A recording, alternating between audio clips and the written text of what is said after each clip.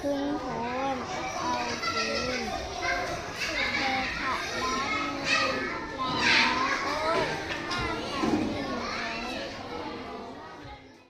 คอยเห็นเหตุการณ์หนึ่งเกิดขึ้นมีผู้ชายคนหนึ่งขี่รถจักรยานคอยไป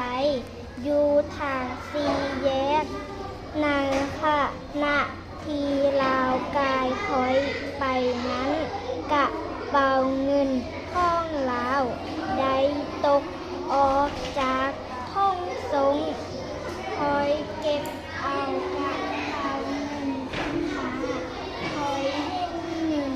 จำนวนหลายอยู่ในกระเป๋านั้นทำอิดคอยคิดว่าโชคดี